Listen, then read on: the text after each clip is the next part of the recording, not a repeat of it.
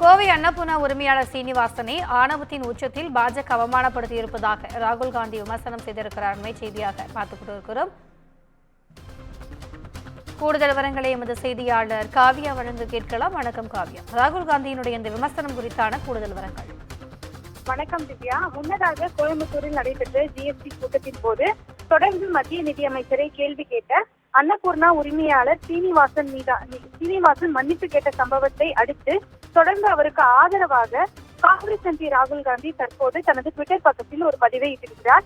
முன்னதாக கோவை கொடிஷியா வளாகத்தில் கடந்த புதன்கிழமை தொழில் முனைவோருடன் மத்திய நிதியமைச்சர் நிர்மலா சீதாராமன் கலந்து கொண்டு பேசி கலந்துரையாடல் கூட்டம் நடைபெற்றது.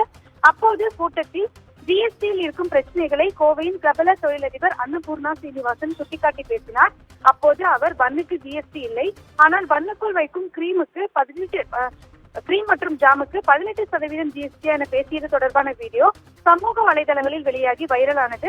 அந்த வீடியோ சர்ச்சையான நிலையில் தொடர்ந்து செய்தியாளர்களிடம் பேசிய நிர்மலா சீதாராமன் அவர் ஜனரஞ்சகமாக பேசியதால் அனைவரும் சிரித்தனர். இதுபோன்ற விமர்சனங்கள் குறித்து நான் கவலைப்படுவதில்லை என பதிலளித்தார்.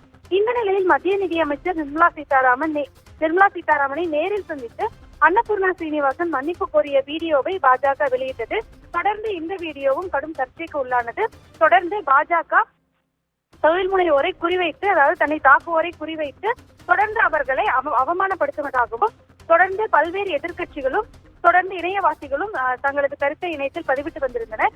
இந்த நிலையில்தான் இது தொடர்பாக ராகுல் காந்தி தனது எக்ஸ் தளத்தில் பதிவிட்டிருக்கிறார். அதில் அவர் கோயம்புத்தூரில் உள்ள அன்னபூர்ணா உணவகம் போன்ற ஒரு சிறு வணிகத்தின் உரிமையாளர் தொடர்ந்து பொது ஊழியர்களிடம் எளிமைப்படுத்தப்பட்ட ஜிஎஸ்டி தொடர்பான கேள்விகளை கேட்டதால் மட்டும் அவரது கோரிக்கை ஆணவத்துடன் தொடர்ந்து அவரும் அவமரியாதையுடன் நடத்தப்பட்டிருக்கும் சம்பவம் பெரும் அதிர்ச்சியை ஏற்படுத்துவதாக அவர் தெரிவித்திருக்கிறார். அதாவது தனது கோடீஸ்வர நண்பர்களுக்கு மட்டும் பிரதமர் மோடி வளைந்து சேவகம் செய்யும் நிலையில் இது போன்ற சிறு குறு தொழிலதிபர்களை அவர் கண்டுகொள்வதில்லை எனவும் பாஜக இது தொடர்பாக எந்த நடவடிக்கையும் எடுப்பதில்லை எனவும் அவர் விமர்சித்திருக்கிறார். தொடர்ந்து பணமதிப்பு நீக்கம், அணுக முடியாத வங்கி முறை, வரி பறிப்பு மற்றும் பேரழிவு தரும் ஜிஎஸ்டி போன்றவற்றின் தாக்கங்களை நமது சிறு வணிக உரிமையாளர்கள் ஏற்கனவே பல ஆண்டுகளாக சகித்துக் கொண்டிருப்பதாகவும் இருப்பினும் இது தொடர்பான கேள்வி எழுப்பும் போது அவர்கள் அவமானப்படுத்தப்படுவதாகவும் அவர் விமர்சித்திருக்கிறார். ஆனால் அதிகாரத்தில் இருப்பவர்களின் ஆணவம் புண்படுத்தப்படும் போது அவர்கள் கடுமையாக பழிவாங்கப்பட்டு தொடர்ந்து இது போன்ற நிலைமைக்கு அன்னபூர்ணா சீனிவாசன் போன்றோர் கடுமையாக அவமானப்படுத்தப்பட்டு இழிவுபடுத்தப்படுவதாகவும் அவர் தனது விமர்சனத்தை தெரிவித்திருக்கிறார்.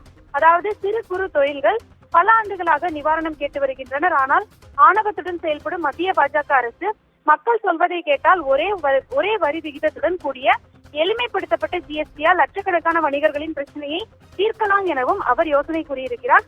தொடர்ந்து கோயம்புத்தூரில் நடந்த இந்த சம்பவம் தேசிய அளவில் பெரும் பிரச்சனையாக மாறியுள்ளது குறிப்பிடத்தக்கது. கூடுதல் விவரங்களுக்கு நன்றி காவியா.